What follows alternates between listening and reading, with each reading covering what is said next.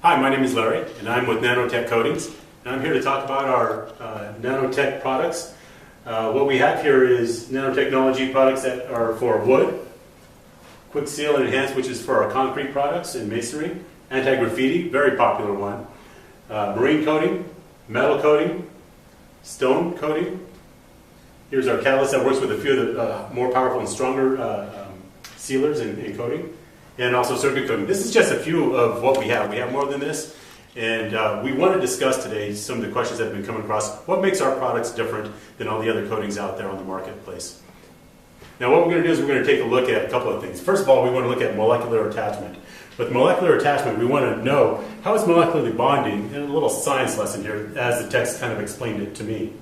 What we have here with the ionic bond, if you take your substrate, we're going to represent with a molecule like that. And same substrate over here, whether it's metal, wood, glass, what have you. That would be the nucleus, and here you have the electrons running around on the outside. And then what you do is you bring in the coating on top of it. And that would be represented probably by a smaller molecule here. And what's happening here? You're doing an exchange of electrons that creates somewhat of an attachment. It's an exchange of electrons rather than a shared union with them.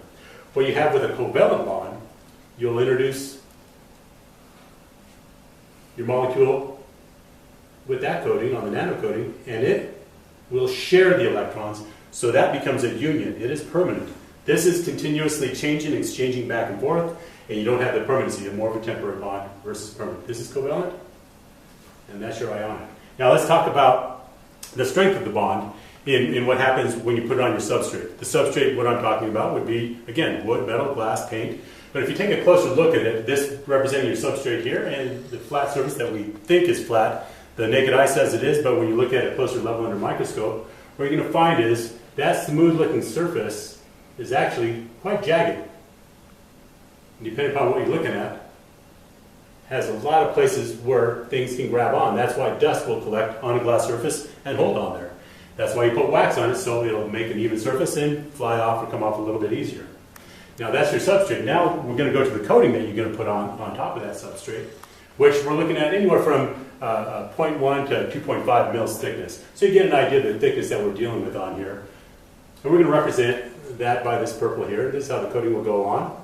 And it'll work its way in between all the different areas depending upon the viscosity of your product. And we'll lay on top of it like that.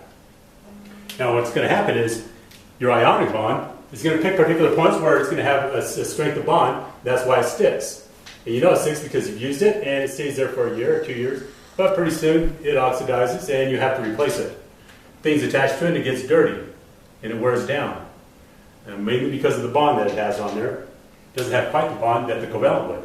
So if we're going to represent all those orange attachments of an ionic bond with that, you can see that there's gaps in between. Here's what happens at the microscopic level. Now the debris will come in from a different place.